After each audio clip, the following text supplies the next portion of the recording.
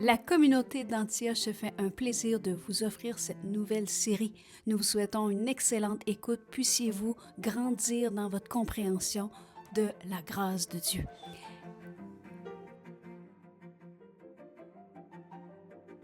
Bonjour et bienvenue à ce 16e cours de s'affirmer dans notre identité en Jésus-Christ pour une vie transformée. Aujourd'hui, on regarde l'accès qu'on a auprès du trône. On avait parlé de ça un petit peu brièvement la dernière fois, mais on va revoir ça encore plus en détail aujourd'hui, comment on a un libre accès. Et il faut se mettre dans le contexte.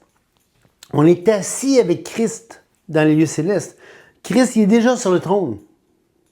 Et on est en lui, Christ est dans le Père. Et on n'est pas loin, là. On n'est pas loin du trône, là. Hein? On s'entend dessus. On est assis dessus en Christ. Donc, on a un accès libre envers Dieu. Ça veut dire que notre louange, nos prières, nos méditations, hein, nos actions de grâce, tout se fait. On ferme les yeux. On n'est plus ici, on est devant le trône. Quand on ferme les yeux pour prier, on peut prier les yeux ouverts, c'est pas la question, mais quand on est en train de prier, on n'est plus concrètement, la réalité actuelle s'efface, on peut dire, puis on est devant le trône de grâce, on a un accès auprès du Père, on peut le prier, on peut aller au trône de grâce pour obtenir miséricorde dans nos besoins. Donc, c'est vraiment important de s'ancrer ça dans la tête, cette réalité-ci, parce que on a vu la dernière fois qu'on n'avait plus de condamnation. Donc, l'accès du Père est libre, parce qu'il n'y a plus de faute. Jamais on aurait pu se présenter devant Dieu avec des vêtements sales, pour reprendre l'exemple de Josué qu'on a vu la dernière fois. Jamais. Et si nos fautes étaient encore sur nous, imaginez-vous comment est-ce que... Rappelez-vous les deux fils... C'est quoi? C'est Nadab et Abihu, les deux fils de Aaron, qui ont offert du feu étranger quand ils sont allés dans le lieu saint, le lieu très saint. Dieu les a réduits en petites cendres quasiment. Hein? Tu ne peux pas aller devant Dieu avec autre chose que ce qu'il demande. L'accès au Père, c'est un accès privilégié. Pas aller là n'importe comment, là.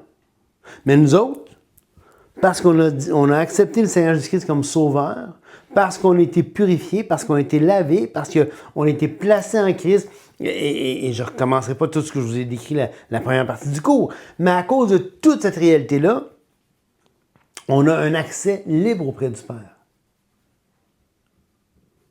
Hein? Donc, c'est vraiment important. Donc, l'objectif du cours aujourd'hui, c'est de faire réaliser aux croyants que grâce à Christ, ils ont un accès libre, un accès direct et assuré auprès de Dieu. Non pas comme des mendiants ou des visiteurs, mais comme des enfants bienvenus dans la maison de leur Père. On a vraiment cet accès-là qui nous a été sécurisé. Okay?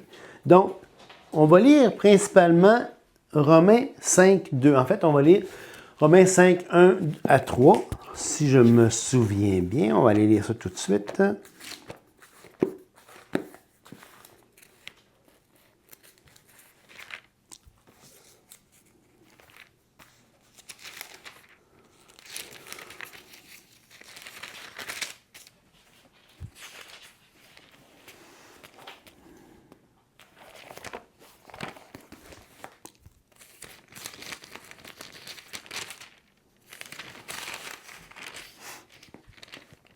Cinq, 1 et 2. Étant donc justifiés par la foi, nous avons la paix avec Dieu par notre Seigneur Jésus-Christ. Donc déjà, la paix est là. Il n'y a pas rien qui est entre moi et Dieu. Il n'y a pas de barrière entre moi et Dieu à cause de la paix qui nous a été acquise par Jésus-Christ. Acquis, donc, étant donc justifiés par la foi, nous avons la paix avec Dieu par notre Seigneur Jésus-Christ, à qui nous devons, donc on doit à Jésus-Christ, d'avoir eu par la foi accès à cette grâce dans laquelle nous demeurons fermes et nous nous glorifions dans l'espérance de la gloire de Dieu. Donc, on a accès à la grâce par la foi. Encore une fois, je veux vraiment clarifier ça. On n'a pas accès à la foi par la grâce. On a accès à la grâce par la foi. La foi, c'est la façon, c'est la condition qui a été imposée par Dieu pour accéder à la grâce. Pas de foi, pas de grâce. Okay? Donc, la foi nous donne un accès, à la grâce, et puisqu'on a accès à la grâce par la foi, on a accès à Dieu par la foi. Dans Éphésiens 2, 18, on l'a lu la dernière fois, mais on va relire maintenant. Éphésiens 2, 18.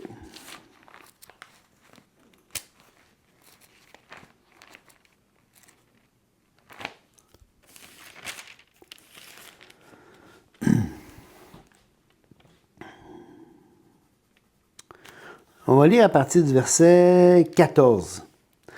Car, il parle de Jésus-Christ, on va lire à partir du verset 11. C'est pourquoi vous, autrefois, païens dans la chair, appelés incirconcis par ceux qu'on appelle circoncis et qui le sont en la chair par la main de l'homme, souvenez-vous que vous étiez en ce temps-là sans Jésus-Christ, privés du droit de cité en Israël, étrangers aux alliances de la promesse, sans espérance et sans Dieu dans le monde. Mais maintenant, il y a quelque chose qui a changé là. Mais maintenant, en Jésus-Christ, vous qui étiez jadis éloignés, nous avons été rapprochés par le sang de Christ. Car il est notre paix. Christ est notre paix. On l'a vu là, dans Romains 5 là, tantôt. Il est notre paix. Lui qui des deux n'en a fait qu'un et qui a renversé le mur de séparation, l'inimitié. On l'a vu. Il a renversé le mur de l'inimitié. Ayant anéanti par sa chair la loi et les ordonnances dans ses prescriptions, il a voulu créer en lui-même des deux un seul homme nouveau en établissant la paix et les réconcilier avec Dieu l'un et l'autre en un seul corps par la croix en dissoudant par elle l'inimitié. Alors, dans le contexte, il parle du peuple juif et des païens. Il a voulu ramener ça en un seul corps, qui est l'Église. Il est venu annoncer la paix à vous qui étiez éloignés et la paix à ceux qui étaient près. Car par lui, les uns et les autres, donc les deux groupes, nous avons accès auprès du Père dans un même esprit. Donc, on a un accès libre auprès du Père. Peu importe, ça ne dépend plus de notre race, ça ne dépend plus de notre...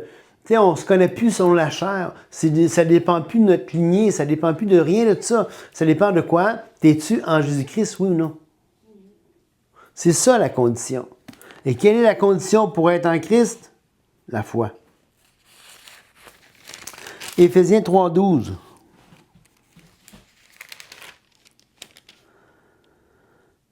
On va regarder... On va regarder à partir du verset 6. Ce mystère, c'est que les païens sont co-héritiers et forment un même corps et participent à la même promesse en Jésus-Christ par l'Évangile, dont j'ai été fait ministre. Donc, Paul a été fait ministre de l'Évangile, selon le don de la grâce de Dieu qui m'a été accordé par l'efficacité de sa puissance.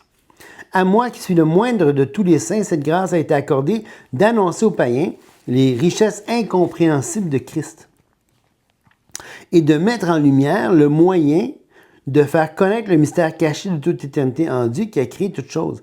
C'est pourquoi les dominations et les autorités dans les lieux célestes connaissent aujourd'hui par l'Église la sagesse infiniment variée de Dieu. Donc, les dominations, les anges, les dominations, toutes les êtres, l'armée des cieux, si on peut dire, connaissent aujourd'hui par l'Église, par nous autres. Ils nous regardent et disent, c'est quoi qui s'est passé là? Qu'est-ce que Dieu leur voit? C'est quoi qui se passe là avec ces gens-là? On a vu la dernière fois, on a lu dans Ésaïe 6, les séraphins qui sont devant Dieu doivent se cacher les yeux, se cacher les pieds, puis nous autres, on a un accès libre auprès de Dieu. C'est quoi qui se passe là? Les anges sont comme, ben voyons donc. C'est pourquoi, verset 10, les dominations et les autorités dans les lieux célestes connaissent aujourd'hui par l'Église la sagesse infiniment variée de Dieu.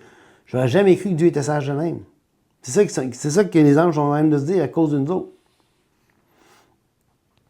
Selon le dessein éternel qu'il a mis en exécution par Jésus-Christ notre Seigneur. En lui, donc en Jésus-Christ, nous avons par la foi, en lui, encore une fois, c'est par la foi qu'on a accès. On n'a pas accès à la foi parce qu'on est en lui. On a accès à être en lui par la foi. En lui, nous avons par la foi en lui la liberté de nous approcher de Dieu avec peur et tremblement, avec crainte, d'une manière timorée. Non, on a la liberté de nous approcher de Dieu avec confiance. On peut s'approcher de Dieu avec confiance. Dans Hébreux 4, 16, on l'a lu la dernière fois, on va le relire. Car nous avons, verset 15, car nous n'avons pas un souverain sacrificateur qui ne puisse compatir à nos faiblesses. Au contraire, il a été tenté comme nous en toutes choses sans commettre de péché. Approchons-nous donc avec assurance du trône de la grâce, afin d'obtenir miséricorde, de trouver grâce pour être secourus dans nos besoins. On peut s'approcher du trône de grâce avec confiance. Évidemment, on est placé en Christ dans les lieux célestes en ce moment. C'est pas loin, là. On a accès auprès du Père. Dans Hébreux 10, 19,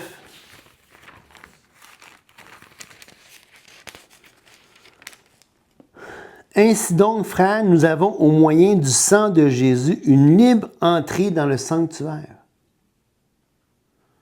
On a au moyen du sang de Christ une libre entrée dans le sanctuaire par la route nouvelle et vivante qu'il a inaugurée pour nous au travers du voile, c'est-à-dire de sa chair. Et nous avons un souverain sacrificateur établi sur la maison de Dieu.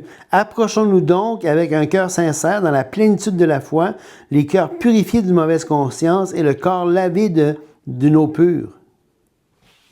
Alors, imaginez-vous comment on a un accès direct au Père. N'oubliez pas, le voile a été déchiré. Dans Matthieu 27, 51, on voit que quand Christ est mort, le voile a été déchiré. Ça, on parle de quel voile à ce moment-là, quand on dit que le voile est déchiré? On parle du voile qui existait en fait entre le lieu saint et le lieu très saint. Pourquoi? Parce que le sacrificateur ne pouvait rentrer là qu'une seule fois par année. L'accès était limité à un seul gars à la fois. Avec toutes sortes de rituels, avec toutes sortes de... C'était compliqué, là. Il fallait qu'il y ait, justement, on a vu Josué la dernière fois qu'il y avait les vêtements sales, puis que Satan accusait. Non, il fallait qu'il soit purifié, il fallait que tout soit correct pour pouvoir rentrer dans le sanctuaire, rentrer dans le lieu très saint, où est-ce qu'il y avait la table des pains de proposition, il y avait le chandelier d'or, il y avait l'autel des encens, et là, l'autre bord, tu avais le voile, puis là, l'autre bord de l'autel des encens, tu avais le voile, puis tu avais le lieu très saint. Le lieu très saint, il y avait l'arche de l'Alliance, il y avait la boîte, donc l'arche de l'Alliance, il y avait le propitiatoire qui était le couvercle de l'arche de l'Alliance.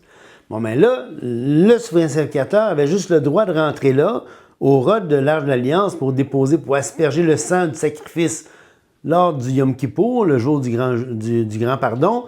Il avait juste le droit d'aller porter le sang là, au travers le voile, une fois par année. Là, le voile est déchiré. Il l'a déchiré au travers de son corps, nous dit l'auteur de l'Épître aux Hébreux.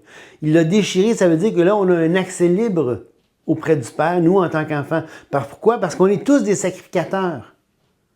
On est tous des sacrificateurs pour notre part devant Dieu. On peut offrir des sacrifices de louange, on peut offrir des sacrifices monétaires, on peut offrir toutes sortes de sacrifices. On a un accès auprès du Père. On peut prier, on peut aller être secouru dans notre détresse. On a un accès auprès du Père. Donc, et cet accès-là, le mot c'est prosagogé, et c'est utilisé pour désigner l'introduction officielle dans la présence d'un roi.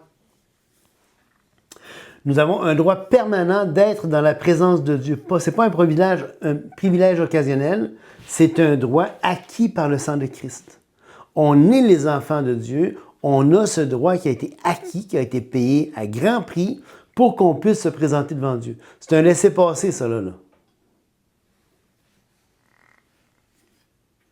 Maintenant, ça veut dire quoi? Ça veut dire qu'on peut avoir la confiance dans la prière dans Hébreux 4.16. Ça veut dire qu'on peut avoir une intimité avec Dieu.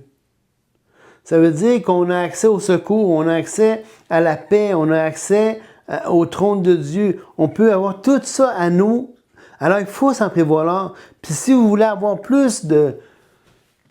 Si vous n'avez pas suivi notre cours sur la prière, je vous encourage à aller suivre le cours sur la prière parce que dans le cours sur la prière, on regarde toutes les façons qu'on peut... que la prière, ça se pratique.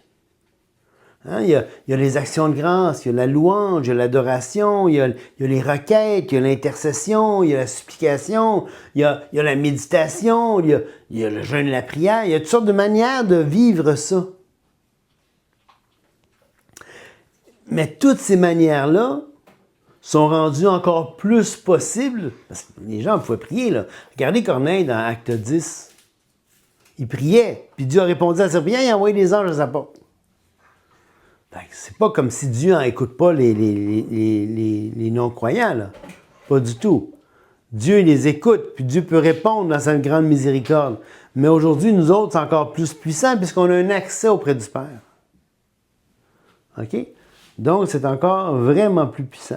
Maintenant, ce qui bloque souvent notre expérience, c'est notre culpabilité qui peut être non résolue. On peut se sentir coupable, fait qu'on ne va pas au trône de grâce. On préfère se replier sur soi, ronger son frein. On préfère se pourfondre dans notre honte et dans notre culpabilité. Non. Confesse, repens-toi, confesse, va devant Dieu. On peut avoir aussi une mauvaise image de Dieu. Quand on comprend mal qui Dieu est et ce que Christ a fait pour nous, ça peut aussi mettre un frein à notre prière. Les distractions ou l'indifférence, on se distrait plutôt que d'aller à Dieu. On se vote dans l'indifférence. Alors, c'est pas grave, on s'en fout, là. Hein?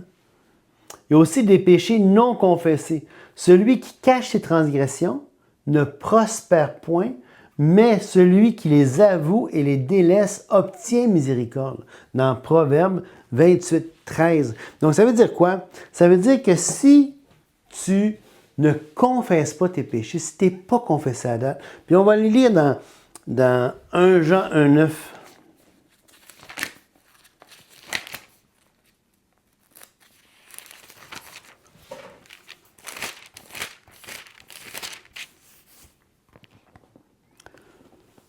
Si nous confessons nos péchés, il est fidèle et juste pour nous les pardonner et pour nous purifier de toute iniquité. Si nous disons que nous n'avons pas de péché, nous le faisons menteur et sa parole n'est point en nous. Alors, on a des péchés, clairement. On va pécher plusieurs fois par jour, plusieurs fois par jour souvent. N'oubliez pas, là, pas juste en action, là. C'est en pensée, en parole, en action. Dans ce que je fais que je ne devrais pas faire, dans ce que je ne fais pas puis que je devrais faire, il y en a les occasions de chuter. Là. Fait qu'on doit prendre le temps de régulièrement faire le point. Regardez dans le psaume 139.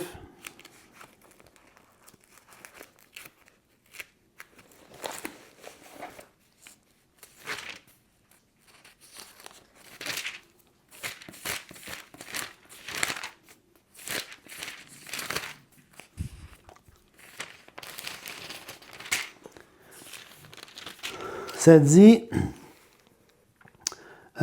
verset 23, « Sonde-moi, ô Dieu, et connais mon cœur. » Alors là, c'est une prière que le psalmiste fait à Dieu pour que Dieu le sonde, pour qu'il soit l'objet du regard de Dieu. « Sonde-moi, ô Dieu, et connais mon cœur. Éprouve-moi et connais mes pensées. Regarde si je suis sur une mauvaise voie, et conduis-moi sur la voie de l'éternité. » Alors ça, c'est toute une prière à faire à Dieu. Parce que, avec tout ce que j'ai dit sur ce qui pouvait être un potentiel de péché dans ma vie, aller à Dieu dans 1 Jean 1,9 pour confesser notre faute. Confesser, ça veut dire quoi? Ça veut pas dire... C'est pas... Hein?